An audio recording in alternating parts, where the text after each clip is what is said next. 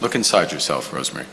How many kids did you molest with Jeffrey Epstein? More than just elbows. All right, gang, I'm not sure what's been going on with Vasi Capellos. Somebody might have changed her Kool-Aid just to water or stopped putting the special ingredient. She's been doing journalism. I've seen this on the CBC too. They're asking real questions, holding the Liberals to a bit more account. Anyhow, she's got Joel Lightbound right here, and she's gonna grill him.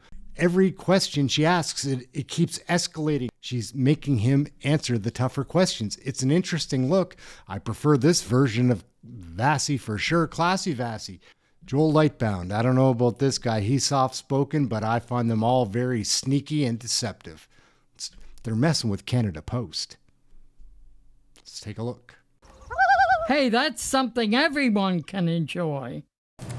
Canada's National Postal Service is getting a massive overhaul, one the feds insist is essential to save the Crown Corporation, which loses $10 million every day. Accepting all recommendations from Canada's Industrial Inquiry Commission for the company, including removing the requirement for daily mail delivery, restarting community mailbox conversions that were halted during the Trudeau government, and ending the more than 30-year moratorium on rural post office closures. Joel Lightbound is the minister in charge of Canada Post. Hi, Minister. A pleasure to welcome you to our studio. Good to be here. Thank you very much for making the time. I wanted to start off and actually ask you, in your analysis that would have informed this decision to change the mandate, did you determine how many jobs would be lost as a consequence of the mandate change? Well, you know, lifting the moratoriums, which is what I've announced today, that the government will be lifting the moratorium on community mailboxes, on rural post offices, and I love to get back to it later what it means, but it's going to happen over time. I'm not in the management of Canada Post on a day-to-day basis, but it's my understanding that a lot of these changes will bring about reduction in the workforce that can happen through attrition. But that's for Canada Post to implement these changes.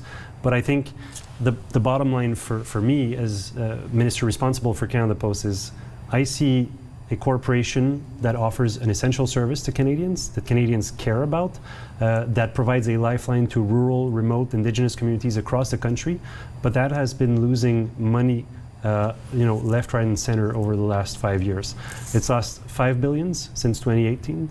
It's lost $417 million in its last quarter. It's its worst quarter ever, and at this pace, it's losing close to $10 million a day.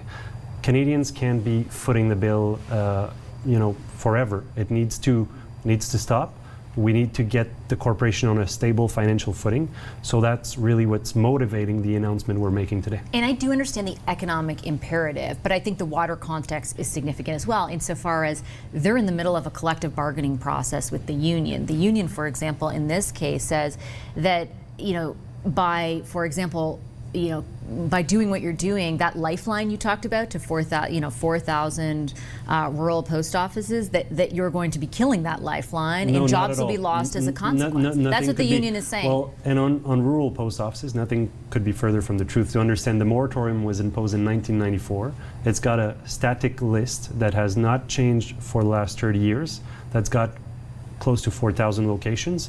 And a lot of these, some of these locations used to be rural in 1994, but they're clearly not anymore, which makes it so that you'll have in certain, suburban or even urban communities, areas, there's a post office, and right next door or across the street, there's a pharmacy with a post office in it. So the rural moratorium prevents Canada Post from, right-sizing its operation to be more cost-efficient. I think Canadians understand that and expect us to move on this, but for rural, remote, northern Indigenous communities, they won't be impacted. How do you know, though? You're giving them the power to make that decision on their own? Well, no. I've asked them to give me a plan, and I will make sure that those communities are not impacted, because this is not the goal, lifting this moratorium. So let me give you the example, or talk about the example you provided. So let's say you're living in a suburb and you've got a freestanding Canada Post office where you've got unionized employees making a fairly decent wage, versus the pharmacy that you find the Canada Post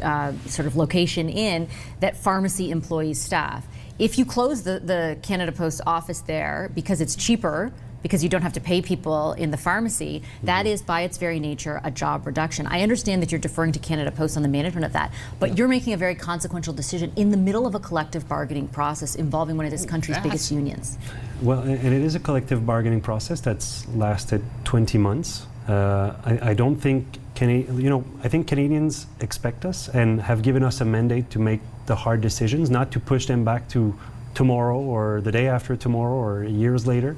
Of course, it's a hard decision. It takes political courage, but I think given the numbers, given that Canadians have had to inject $1 billion this year just to keep the lights on at Canada Post, I think it's expected from Canadians that we'll, make the tough decisions to preserve Canada Post, make sure that it's on a viable financial path, and that's exactly what we're doing today. I think there are many Canadians who are members of unions who voted for your party as well, though, and would have expected you to meet with the union in this case, for example, given the timing of this more than once. The union said you met with them for 30 minutes last Friday. That's the extent of the consultation that you did with them. This is part and part, like what you said today is basically what the company has said about its situation. They're accusing you of kind of adopting the company's position without giving due consideration to the union. Can you respond to that? Two things on this. Part of what I've announced today directly reflects what the union's been asking, what the union's been asking for some time, and I'll go through the two examples. For one, we're going to modernize the way we increase the price of stamps with the view of increasing the price of stamps so that it better reflects what other countries are doing across the world. That's something the union has been asking for a long time. The second thing is I've asked management to review its corporate and governance and management structure to reduce its operation, its overhead costs, and that's something the union has been asking too. By how much? I've asked them to provide me with a plan. I'm hoping, nothing less than 15%, probably more along the lines of 15-20%. If more, all the better, because of the financial situation. But I would also say that a lot of what we're doing right now, well, actually everything that we're doing right now is based on Commissioner Kaplan's recommendation. The union doesn't agree with the Kaplan report, I know the union right? doesn't agree, but they were consulted as part of the Commission's work. And I take a different view, and I might be an optimist, but I take the view that, and I hope that this can be an olive branch to the union and to management to negotiate in good faith, to bargain in light of what I've announced today, and to bargain in light of the financial situation that Canada Post is in and the importance that this institution has and that needs to be preserved for the long term.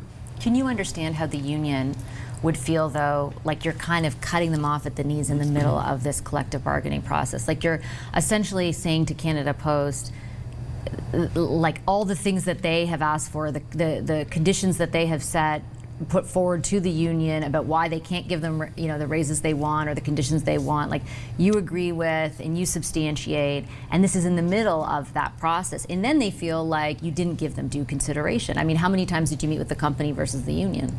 Well, I've met with both, and my door's open to talk to the union. I'd be happy to, and I think, I recognize the work that they've done for decades to build Canada Post, and I think their work will be essential as we transform Canada Post. But at the end of the day, I have to think about, Canadian taxpayers who've been asked to foot the bill once, and if things continue the way things are, will be asked to inject billions and billions over years just to keep the lights on in Canada Post. And I think we owe Canadians better than that. Let me ask on behalf of taxpayers then one final question, Right. and that's about, you mentioned the management. In your statement today, you also said, the government of Canada is removing long-standing barriers to reform, but leadership and structural change from within the corporation will be essential. I know you just referenced what your expectations are.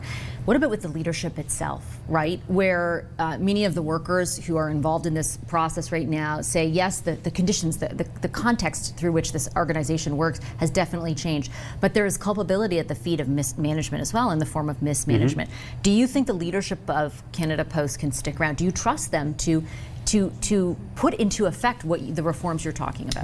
Well, I'll judge by the results and by what they provide. And that's it. Based on their economic performance so far, like, do you blame? But I understand too, and the conditions I get, but is it all conditions? I understand too, and if you look at Kaplan's report, I mean, the corporation has been constrained by governmental moratoriums like the ones I'm lifting today on behalf of the government. That Justin Trudeau government put in 10 years ago. Well, not just that. The rural moratorium has been in place since 1994. So I think we're giving the means and the foundations on which Canada Post can build, and I'm hoping that we can build together with the union and management. And today could also be a time for renewal in that relationship, and I think Canadians expect that we as a government and that both management and the union will work together to find a path that's financially viable, and the way things are going and have been going for years just cannot go on forever. I just have one final question for you, if you permit me on. It was the final I know, question. but then I just thought of something. You're the question. minister in charge of government transformation, and Yes. today the parliamentary, but you're talking a lot about taxpayers. The parliamentary budget officer put forth projections that the deficit would be larger. You're in charge of basically looking at government's operation spending, Right. which is a key promise of your party during the election, that you would collapse the $15 billion gap by 2028. The Prime Minister has most recently said that when it comes to public service spending, that would be done through attrition. But the PBO also has shown us that 10,000 fewer people are working for the public service this year than last, yet spending increased by $1.5 billion. Will spending actually decrease on the public service, or are you just hoping through attrition something magical happens? Well, we'll have Good to question. wait till the budget's presented. As you know, over the summer, all departments have come up with plans in terms of expenditure review and how they can be more efficient, find some gains and efficiencies. It's under review now by the Minister of Finance, and I'm helping him in that task, but it'll have to wait until November 4th. Do you think attrition is enough? Like, is that being honest with Canadians? I think there will be adjustments. Attrition is, the objective is through attrition, but there will be adjustments. But at the same time, there are other opportunities presenting. We're hiring in the Canadian Armed Forces. The defense sector will be, if we are to meet our target, we'll be hiring. There are adjustments, of course, that will happen as we focus on our core priorities. I'm going to leave it on that note. Minister, a pleasure. Thank you for coming in. It's been a pleasure. Thank you. Broken, Canada's broken, and Canada's broken because we're stupid. Okay? Canada's broken because we're stupid. God damn it, that's not news! What about us? It would seem to me that that's a lot closer to journalism than whatever has been going on the last few years. And even CBC did a report earlier. It's around here somewhere, so I've got that video. Even David Cochrane, he knows how to be a journalist. I'm not ever going to be a fan of his, but that's one of the things that drive me crazy, is that he could be a capable journalist. Just like Vassie here. I like Vassie. It just disappoints me what she had been doing for so long. I don't think that she's completely changed. We'll see some more interviews. Check those videos out, like, share, subscribe. But it would seem over the last week or so that a lot of legacy media journalists are wanting to do their jobs. I think it is extraordinary that Mark Carney has become the Prime Minister of Canada. He did a terrible job in Britain.